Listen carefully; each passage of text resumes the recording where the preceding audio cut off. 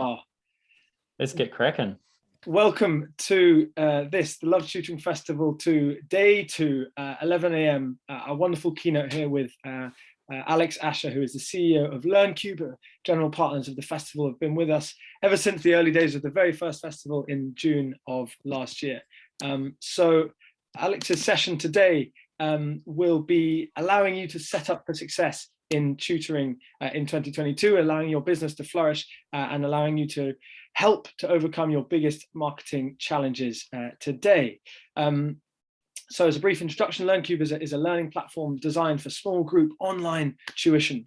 It is, in truth, much loved by language tutors across the globe. It's a flexible, intuitive platform for any subject, really. And Alex is at the head of it all. He is all about developing people. Born in New Zealand, but based in the UK, Alex, as you'll see, has a laid-back warmth, which will catch on very much and aligns with the values of the Love Tutoring Festival very closely. As I said, Alex has been helping out with the Love Tutoring Festival since its very early days. And we're very lucky to have the LearnCube's team on board. A huge thank you to our lead sponsors, Nudge Education, for helping us to deliver this wonderful event. And for those of you who were in our previous event, you'll have heard from the founder of the Profs, Richard Evans. The Profs have been very ably supporting day 2 at the festival. And you can find out more about them from 4 till 6 p.m. at the Discovery Rooms. But I will now hand back over to Alex to take you through for the next 50 or 55 minutes. Thank you so much. Now I am going to get my slides up so we can get cracking. Here we go. So technical check, things are showing. Excellent. Look, thanks so much for joining us today. When I was looking at the Love Tutoring Festival, I was really excited because I knew a lot of tutors would be coming, and they would be coming wanting to get some practical knowledge and some practical advice at the end of this. And today, that's what I'm hoping to provide, is maybe just help, particularly those that maybe haven't thought about a marketing strategy in a kind of holistic way, to really start thinking about that. And also for those of you that probably, just like me, have a marketing strategy, but you're constantly needing to review it and you're like, why am I not doing this? And so it's also trying to help plug some gaps that might be on the side as well. So we're really trying to help you set up for success for this year, particularly with your marketing, and overcome your biggest marketing challenge. So also in the back of your mind, if you can think about what your biggest marketing challenge is, we can also try and take some of those on in the Q&A at the end of today. So just to give you, again, a little bit of background from me, I'm the CEO of LearnCube, and what we do is provide a virtual classroom and online school software for language teachers, but also particularly for tutors. We have a really broad group of people that we work with, but languages is particularly an area that we shine. We've done a lot over the years. One of the other parts of my knowledge has been talking with lots of tutors and language companies through our Get More Students webinars that we do every month, and our podcast. And this has given me a lot of understanding of what similar kinds of problems people are facing. And I hope that, again, today, that's where I'm going to be coming from, is trying to answer some of those questions.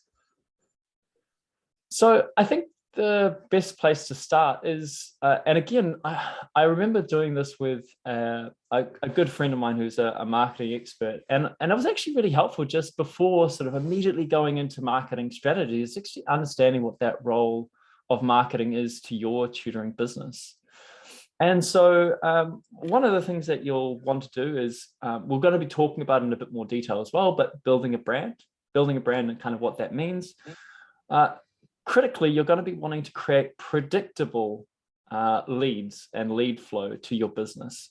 So that's a really important part. You don't want sort of leads to come in and out, 1 month, 10, 1 month, 100, 1 month, 1,000, it's all over the show. You want to create a level of sort of predictability about those leads, because it helps you grow your business and helps you build your systems out.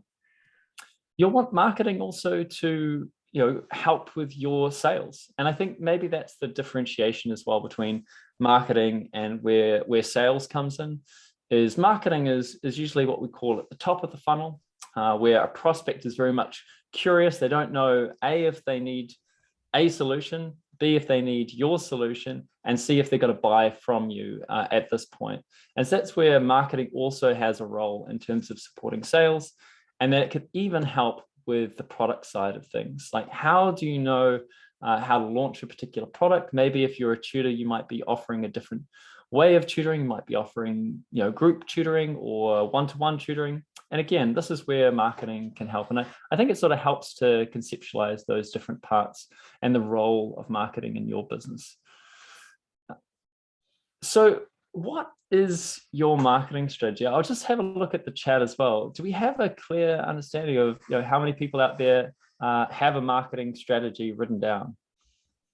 Let's just pop that in the chat, and I'll do my best to see if I can learn more about it. Great, let's have a look. So we've got some ideas coming out there, but definitely want to get, so we've got quite a few people that maybe don't have a marketing strategy yet, but and actually I can see some marketing channels. And again, I think this will be helpful for us to maybe come back to, is the difference between maybe picking a channel and the idea of actually creating marketing strategy. So with that marketing strategy, the idea is it's your go-to plan, your game plan for what you really want to focus on, and it really helps you align with what you want to achieve. So I guess as part of that strategy, one of the most important things it needs to do is to signpost what you need to, not only what you want to achieve in the long term, but what are some milestones along the way. So think about those goals. And one of the things I would probably suggest that a marketing strategy is it's not for the next month, my marketing strategy is X. That sort of can get you into a bit of a, in a way you can get kind of, and I've done this myself, you get kind of an explosion of ideas. You want to do everything, and then there's no, but again, if we're trying to create predictable marketing leads, we need to have a much more systematic view of things. And we also want to be able to build very strong channels for our business. But that marketing strategy, again, should be a very clear map of where you want to go. It's not necessarily a prediction. It's very hard to predict what will happen in the future, but it should give you some signposts of which direction to go, because otherwise you can end up going around in circles, and that's what we really want to avoid. Before you create this great strategic document and get into the weeds, most importantly is it all starts off with who is your customer. If you can't answer that clearly, then it becomes really hard to know which channels to look at, who to support, which partners to go for. And that makes it, every single time that you want to create a piece of content, or if you're wanting to, maybe sponsor an event, how do you know which events to sponsor? How do you know what content to create? How do you know what problems to solve? So that's why having a really clear understanding of your customer is really important. Now, I've talked a lot at length about choosing a niche, and I'm not going to spend much time on this now, but simply put, the more specific you can get with understanding your customer, the easier it is for you to know where to market. And so in terms of your strategic plan, your marketing strategy, it all comes from this single point, which is who is your customer and who's your ideal customer. When I was putting this together as well, I know that a lot of the people in this room may not have a marketing strategy, and actually may have a fairly unclear idea on who their ideal customer is. Certainly, if you're starting out, you may not even have that many customers, and you may sort of feel like, well, I've got a range of customers, who am I really going to be targeting? And so I've just put some ideas here of, some ways of you trying to figure out what the kind of group of people that you're going after is and what that niche looks like. Why? Because again, you're going to be so much more powerful with your marketing, and you're going to save yourself a lot of going round and round in circles. So if you've got your list of, even if it's a small list, have a think, first of all, what are the customers you're most excited about? So in that list that you already have, who are you most excited about? And then can you pull out some attributes of that customer? Is there a particular age range that you want to be tutoring? Is there an income bracket that you're wanting to position yourself for and aim for? You might be going, really wanting to help more disadvantaged people, or you might be wanting to maybe, your thing is all about helping people get into the more kind of elite universities, in which case, you will have some choices about your marketing, your positioning, and what that marketing strategy looks like. What sort of problems might those users have, and what sort of problems do you like solving? Of course, what subject, and I think probably most people are fairly clear on the subjects that you'll be tutoring for. Geography, I think, again, is a really powerful one, because when you're thinking about geography, I think it's easy to get really excited, particularly if you're doing online tutoring, to get excited about how big that geography should be. But if you're a small business, it's not a bad thing to start small with that geography and really become known in your local area.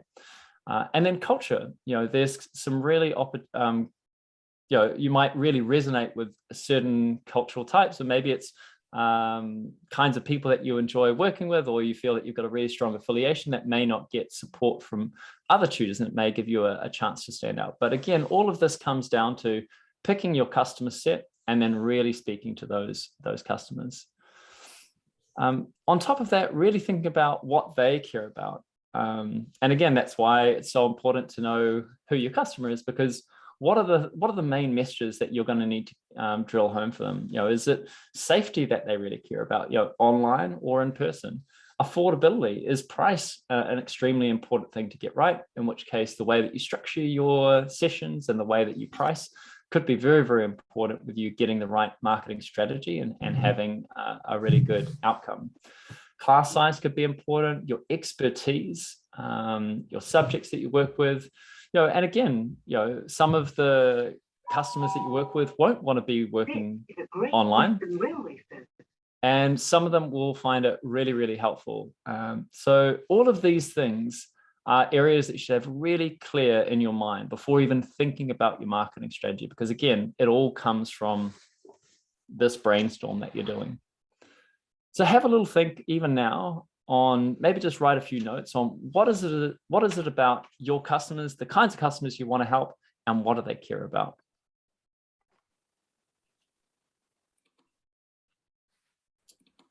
So next, I want you to think about what's the most important goal for you. What would make you really, really excited?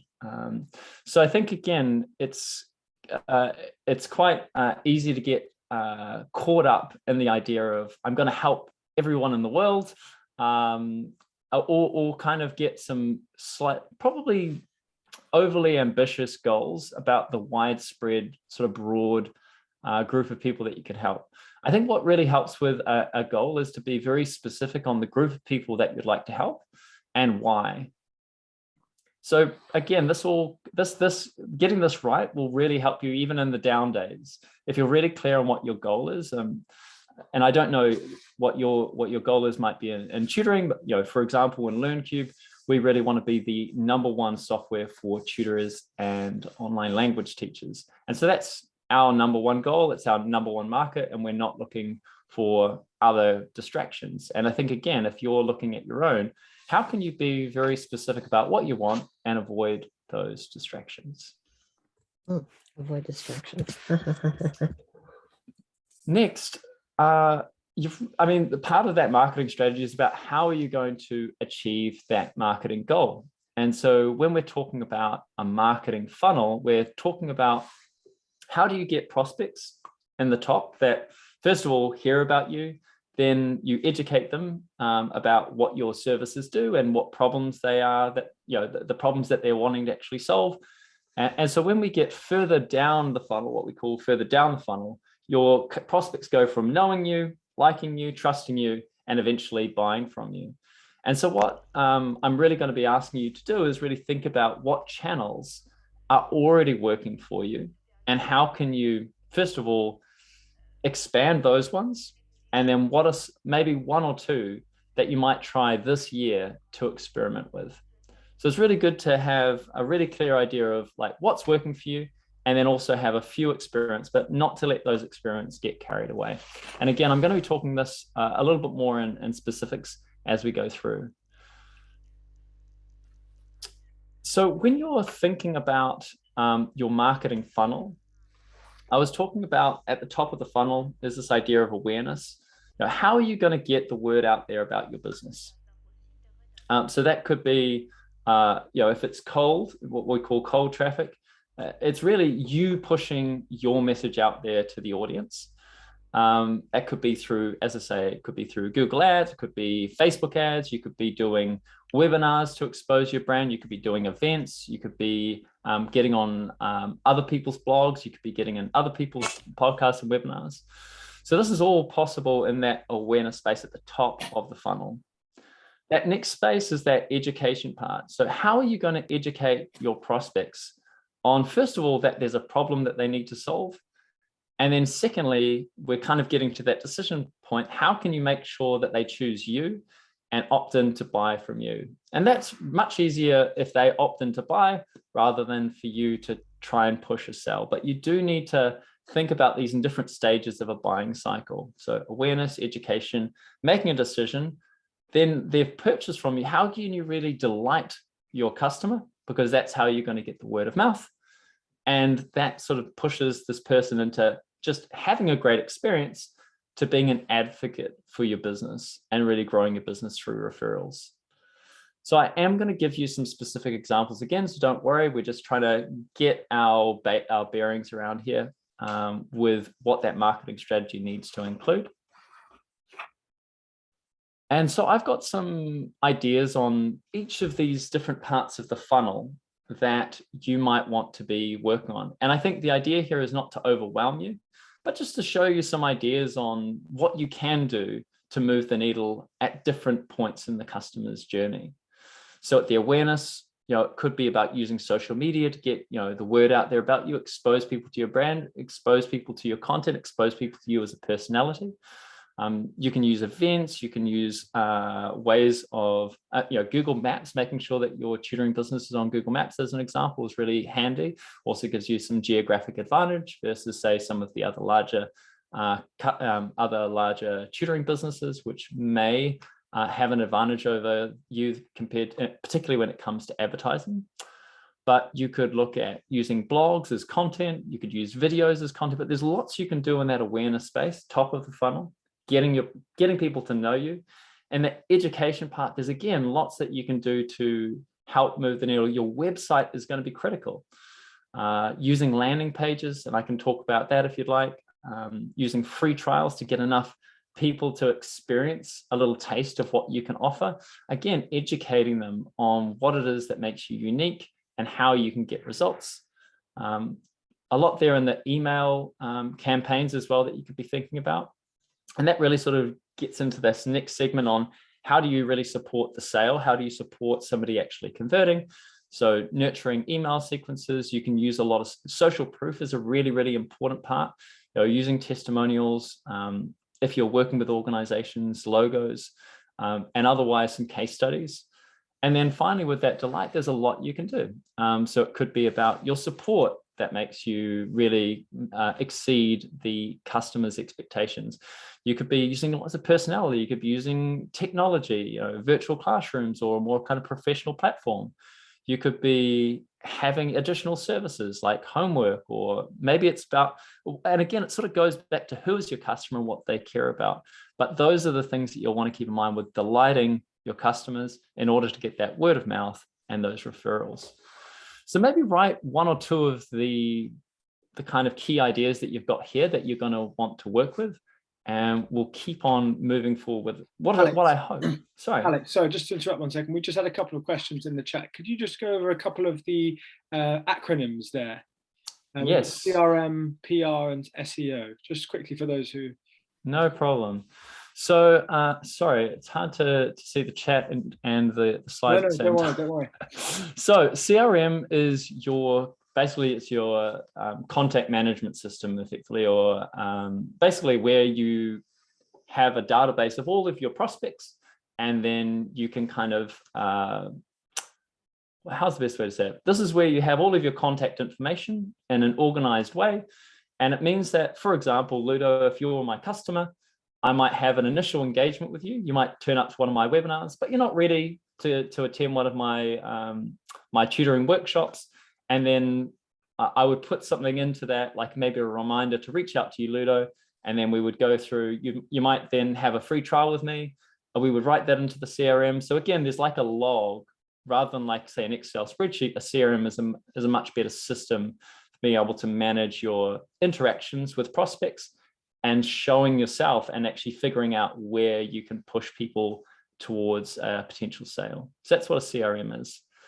What other ones do we have? Landing pages.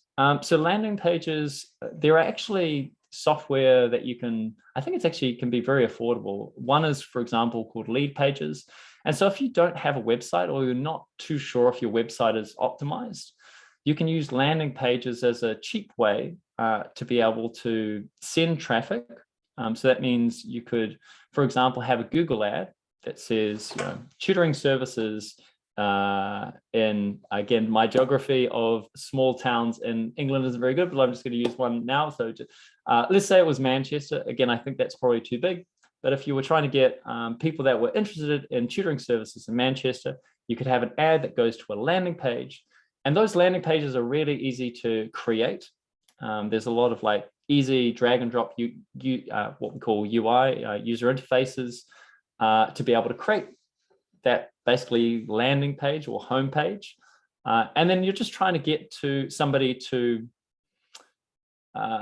act upon something. And when I say that, it could be have a free trial with you. It could be, again, probably using some landing, some, I'm trying to avoid jargon, but what we call a lead magnet. So it could be something that people that are really interested in your service would really love. Like maybe it's something that is, it could be a buying guide. It could be a, you know, if you're helping with, say, kids with dyslexia, it could be some kind of fact sheet or really helpful document that they would want to exchange their email for in order to get that document. But that's what we mean by a lead page, a lead magnet, and we put that in either a landing page or on your website. So these are all little things that you can do, but it's again trying to figure out what are the biggest priorities for your marketing strategy in 2022. In terms of software, I use Lead Pages. I think it's leadpages.net. I found that very good and very easy to use. But again, there's a host of other alternatives that you can use. So I won't try and push you one way or another, but just to know that that is a really easy way of seeing if your messaging is resonating with your audience. Right. I think there's some really good stuff in the chat as well about if you've got any ideas. And I think, again, the great thing about this is that the audience can help you out if you've got any questions too. Ludo, have I answered that, or is there anything else that I've missed? No, I think that was the two questions we got, but thanks so much, Alex. Totally. Oh, sorry, if somebody asked SEO just means search engine optimization. So that's where basically you're trying to get a higher ranking in Google for specific keywords. Now, what we're going to be talking about next is, again, rather than just listening, I hope you're sort of jotting ideas as you go. We had a whole list of things that you could do, but we're going to try and pick out the 2 or 3 that are going to make the biggest difference for you. I know this with LearnCube as well. It's really easy to get excited about different channels, different experiments. But in the end, you've probably got 1 or 2 channels that you know work for you. You know, a lot of tutors use the words like, you know, word of mouth is what works for me. Now, if you're going to get word of mouth, you need more customers, or at least more people that haven't had an interaction with you. And you probably need some kind of system to keep on, well, basically facilitate more word of mouth, facilitating people that have already tried your service to be able to promote you and tell more people about you. So have a think now about what are the 2 or 3 channels that you feel are going to have the biggest difference to your tutoring business this year. And as I say, when I did this little, it's not my favorite image, but what I liked about it is it showed there's so much you can do. It gets kind of overwhelming, but there's only 2 or 3 channels that you really need to spend all your efforts on. And as soon as you've nailed one, as soon as you've systemized that and you feel like you've got absolutely all the value you can out of that, that's the time where you might say add another experimental channel.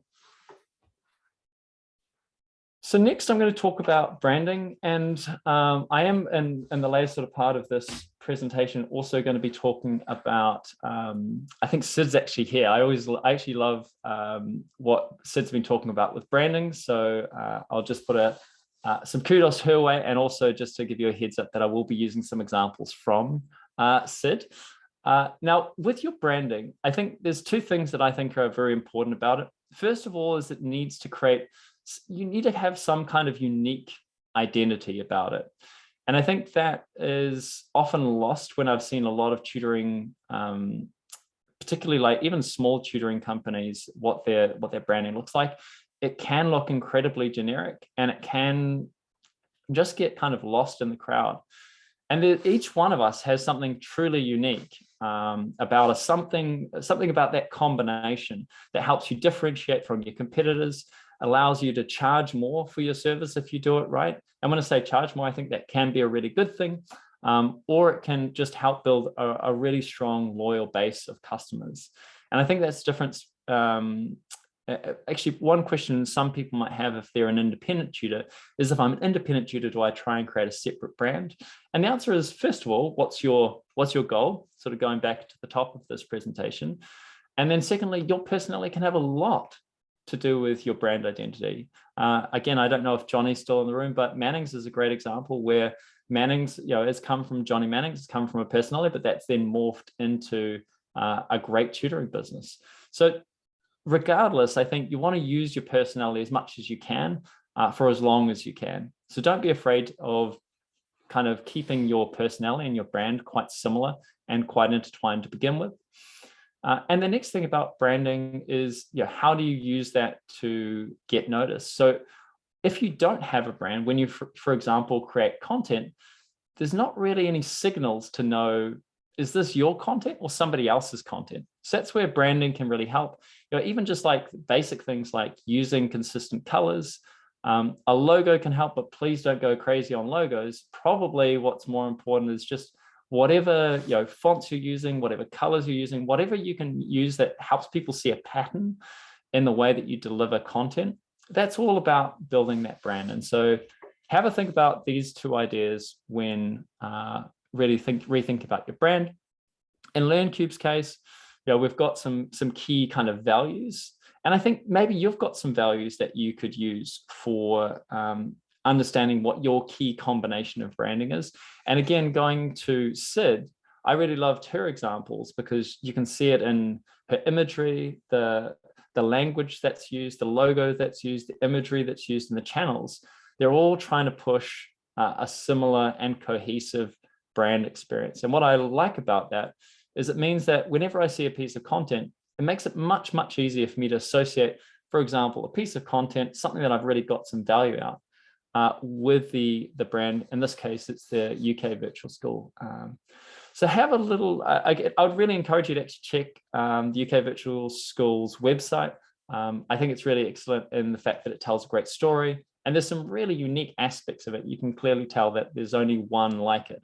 And so, again, I think a good example for many people out there that are trying to create their own brands.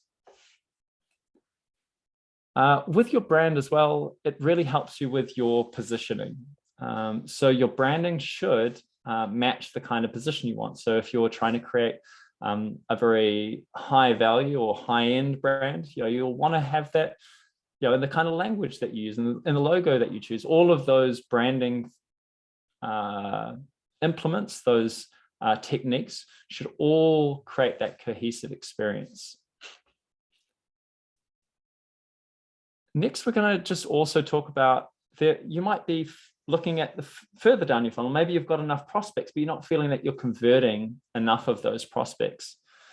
So with this, you might want to really use marketing to help you with your sales. And that might be just creating some what we call sales collateral or materials.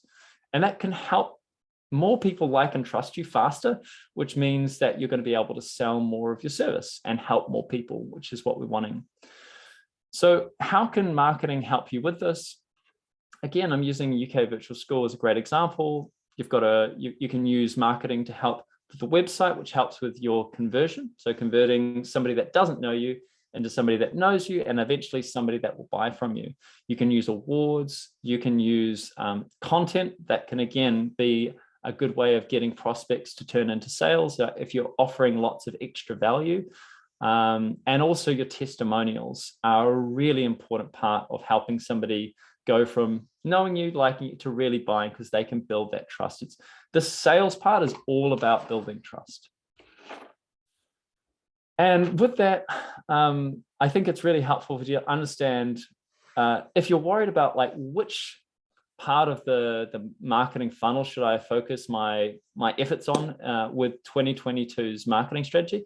Have a look at which of these items do you feel that you're missing out on? Have you got enough visitors to your website but they're bouncing? Have you got enough people that get to your website but they take no action and they leave, or they take action but they never become a customer? Are you missing out on people, for example, attending events? You put lots and lots of effort into content or creating events and nobody turns up. Are you having a problem where you have lots and lots of visitors, trials, but in the end, no one buys from you? So these are all going to be helped. These are all going to be ways of you finding which part of the funnel to look at. So again, have a look at this list, and are there some priorities that you're going to make for, let's say, the first 3 months of this year? What are those marketing priorities? Maybe you've got some other good ideas.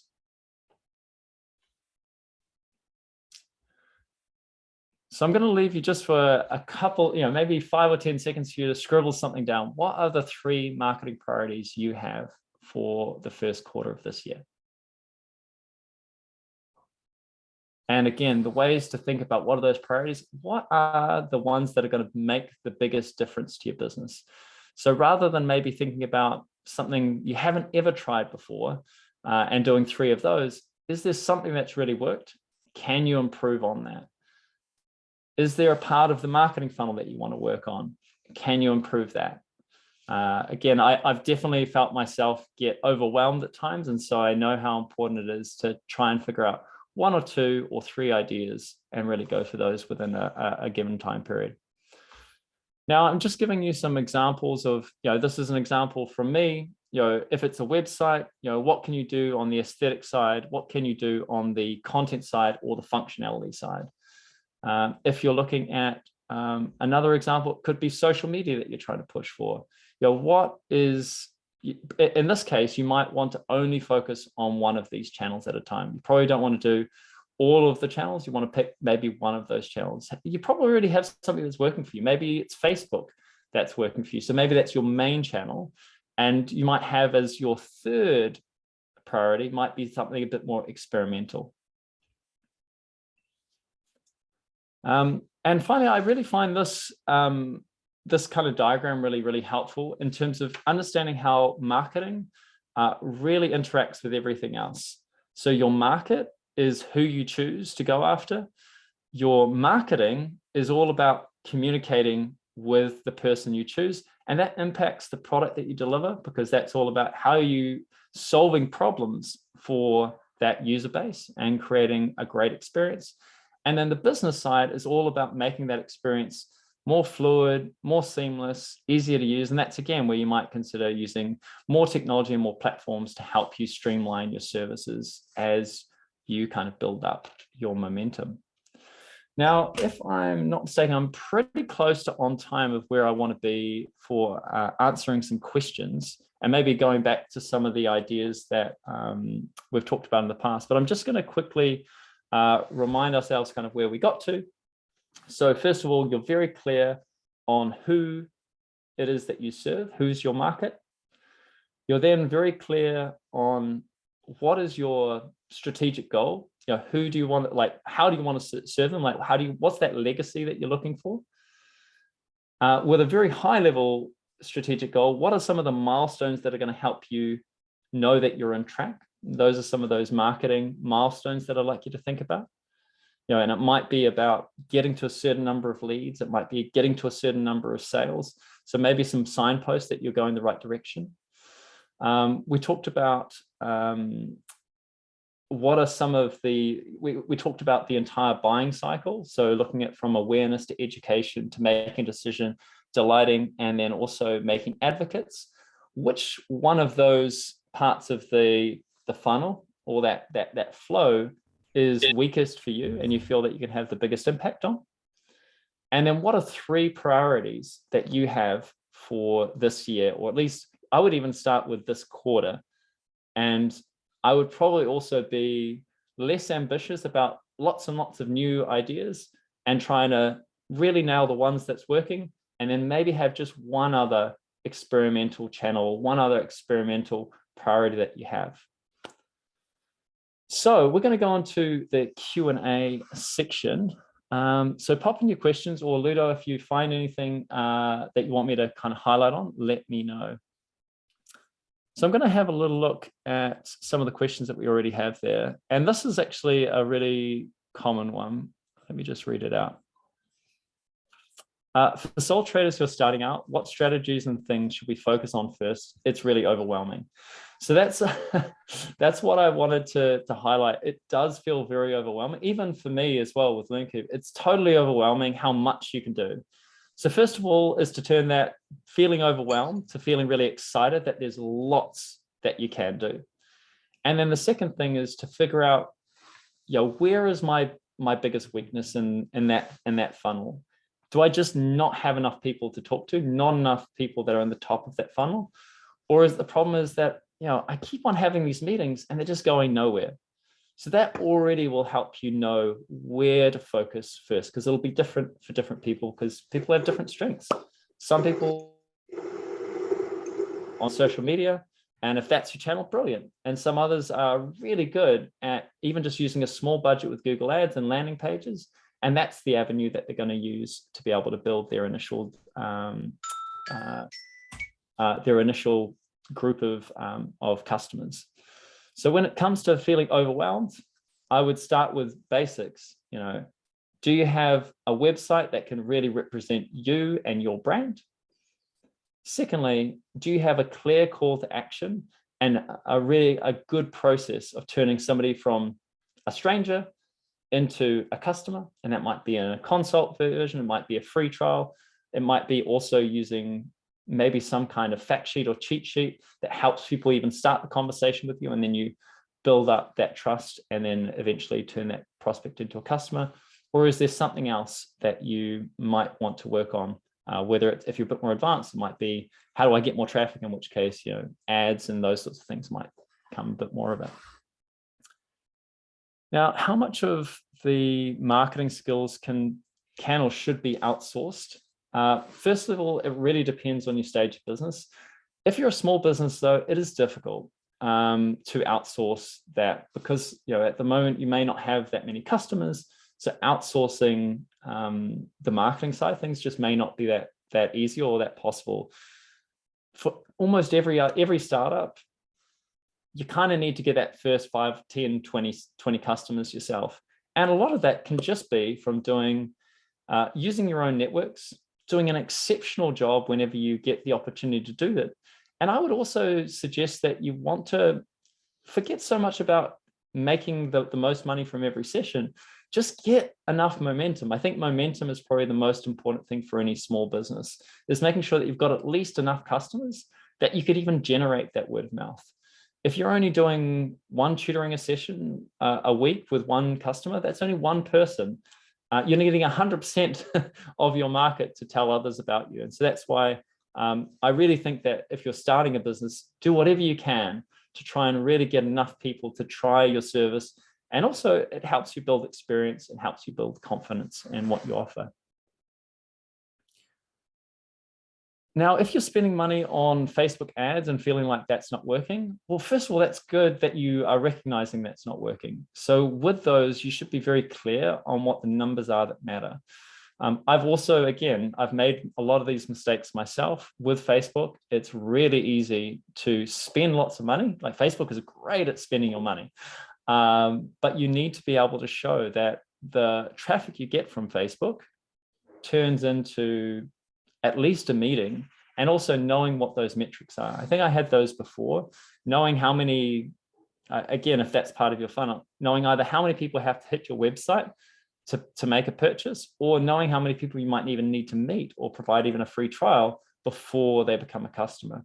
Knowing those numbers is very, very important, because without it, you don't know how much you would need to spend on Facebook to make it worth your while.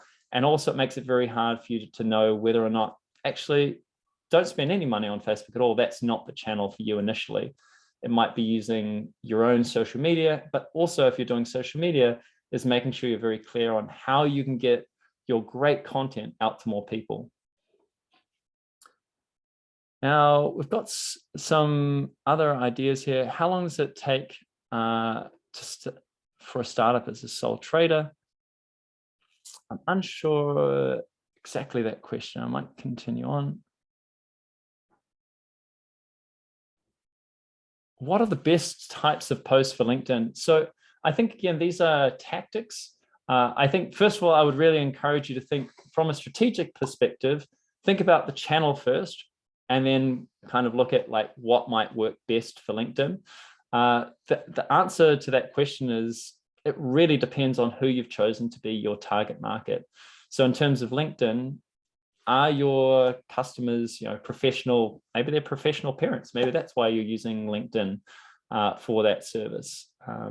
Otherwise, if you're using a different channel, you'll have a different answer. So in terms of what works on social media generally, I think video is definitely proving to be very, very powerful. But when you're using video, I think you've got to think about it as a user of Facebook, and people are just scrolling down Facebook and clicking on things that really jump out at them, and will only stay on things that are incredibly captivating right in the first few seconds. So I would definitely mention, use video and use things that are visually, really attractive, but play around. I definitely heard of a lot of people finding text very helpful as well. But with all of these things, they're about experiments. There's no one answer, which is great. It means that there's lots of possibilities, but you do need to be quite disciplined about trying something, see how it works, and see how it compares. Now, I am almost coming up to the end here, so let me just bring up the ending here. I will just pop that there as well, just in case people want to chat with me afterwards, but I'm going to continue with these questions. So somebody starting a business in April, at what point do you start marketing? I think the first thing you could do is see, is there a strong demand for your tutoring service? In terms of, so April, so we've got a couple of months.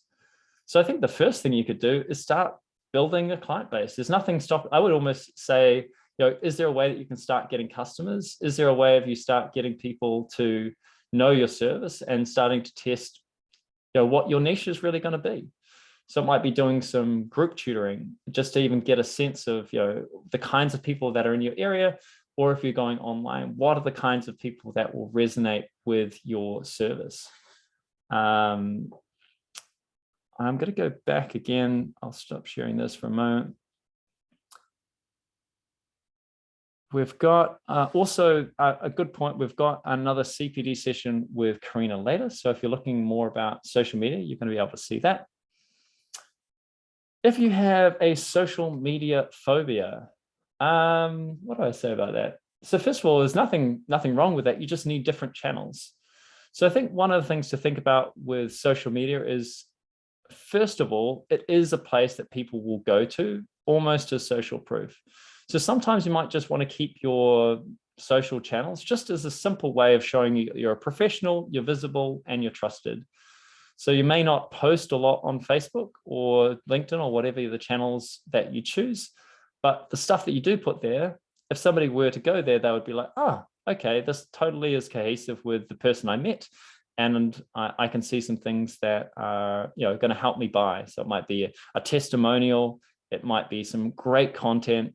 It might, again, video can be really helpful again, because that's where people can trust your voice a little bit more and see that, again, you might have been around. Like, again, with social media, everything's date bound. So you can see that when people have posted something, And that, again, you can kind of see a history, and those are all things that people associate with trust. So that could be one aspect in terms of make social media just the baseline. But what you could do is look for partnerships.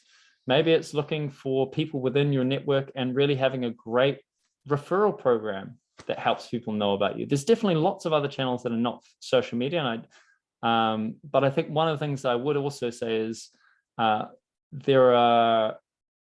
you've got to be careful about where you spend a lot of money. And I think also spending lots of money on Google ads and Facebook ads can lead to a lot of donations to those organizations that really don't go anywhere.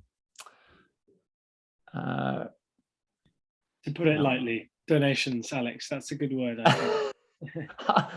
I've had my fair share of donations. Not fun, but that's where numbers, I think, are really important, right? Like, make sure that if you're using any kind of ad platform, that they're earning their money, not taking your money. What have we got here?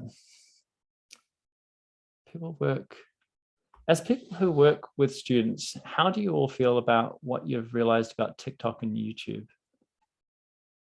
I don't know if I quite understand that one. Ludo, Zuni, am I interpreting that right? Matt, would you like to take yourself off mute and explain that a little bit further to see if Alex has some insights into how? So when I work with students, and it's actually kind of a funny question that's half serious and half not serious. If I mention TikTok, it builds instant rapport and trust with students. And have found that, and I've talked with other teachers about this, how students are not growing up with television, they're growing up with YouTube. How do other teachers and tutors feel about incorporating these platforms into their work? And also good, bad, and ugly, because I also have bad feelings about TikTok and YouTube as well. So I just want to know your thoughts. I think, first of all, just like any brand, you've got to be authentic about what you do. So if you're really not going to engage with TikTok, I think you might end up losing trust quite quickly as soon as, it's like, quite frankly, if my mum was like, hey, I'm interested in TikTok, I'll be like, okay, I guess I'm not on that anymore. Or I might be like, ask some questions, and like, if I'm really like, oh, she's really into it, and she's really, like, I would definitely maybe get some more respect if that was something that I was really interested in. So I think the question is, can you really be, are you actually meeting them where they are? If they're really into TikTok, can you really be there? If not, totally fine. Just choose another channel that works for you and your customers. But with TikTok, for example, that might mean that sort of videos are something that they're really interested in. So maybe you're not interested in TikTok as such, but maybe you're really interested in creating great video content, which maybe aligns with what your students are also, how your students are also wanting to maybe consume, ideas and information. Sorry, but thanks for that, Matt. Appreciate that. Now, if you're, this actually comes up a lot in terms of how much should you spend on marketing as a startup tutoring company. I think it's the first problem with it is that it assumes that there is a correct answer. I think one of the things you should think about with your marketing spend is how many experiments can you afford? So again, what I was talking about with these donations to ads, if you want to try that, for example, no problem. But you may find that it's actually still quite expensive to go through that. I think another way of putting it is, with a funnel, you need a certain number of people at the top of it to be able to get an outcome. So for example, if you put, I don't know, $20 on Facebook, you might only reach maybe only 2 or 3 people are going to click on that ad. I mean, that's not going to tell you whether or not that's a good channel or not. So that's why you do have some minimums when you're talking about, say, ad spend. But in terms of that marketing spend, could be on, designing some really great content that you think is going to be what we call this idea of a lead magnet. So that might be, again, a great resource for your particular target market. Again, it speaks only to them.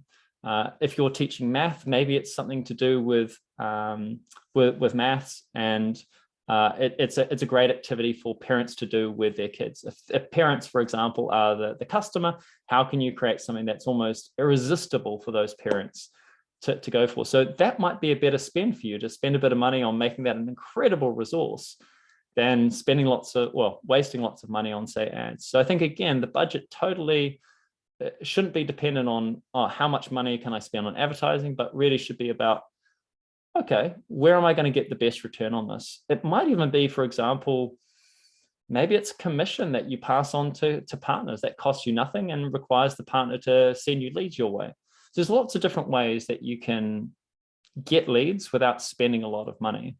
And it's up to you, up to us all to really figure out what they are. I'm going to finish off a couple more, but probably we've only got another couple of minutes left. Let me just have a look at some last ones.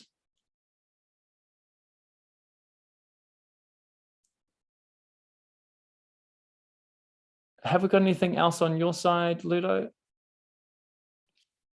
Yeah, there's a couple of things I'd like to wrap up with just before 12. But if there's any other questions, then as Alex put, info@learncube.com is the place to go. And there's also that free trial that I popped in the chat as well. That's only for the Love Tutoring Festival too. You won't find that free trial offer anywhere else. So if you would like to check out LearnCube, now is your time. That'd be great.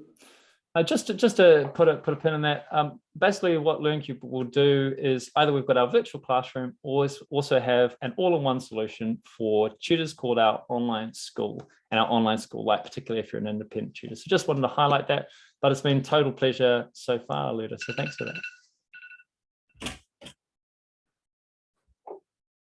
That's the perfect timing. A massive thank you to Alex. That was extremely comprehensive, as it always is with Alex's talks at the Love Tutoring Festival and other events. As I mentioned in the chat, the slides will be available after this. We will post them to the Love Tutoring library, but also by email to the attendees of today. If for whatever reason that email doesn't come to you, then just email us at hello@qualifiedtutor.org, and we will send you those slides so that you can digest that in your own time and put into practice some of those lovely graphics and graphs that Alex laid out. It really is a strong strategy to implement. And just before we finish here, we've got a short video to play you detailing a little bit more about LearnCube's services. So have a little watch of this.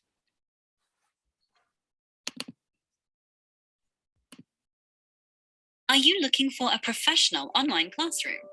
LearnCube is an easy, affordable solution, purpose-built for live online education.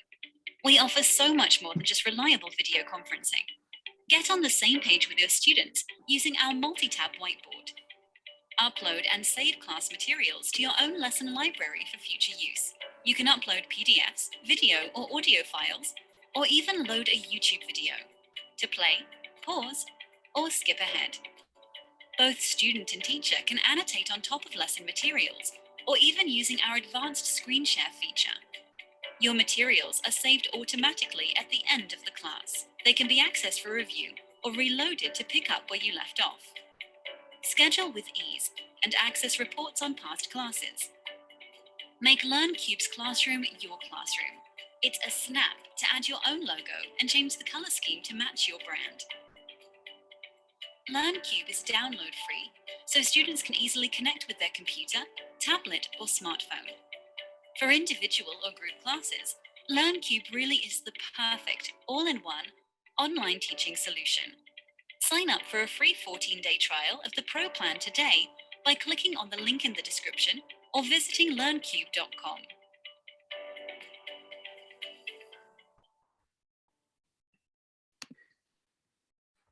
So there we have it. That was it's a really nice little video there. I think details everything that LearnCube can do for you, which is a great deal, no matter the size of your tutoring business.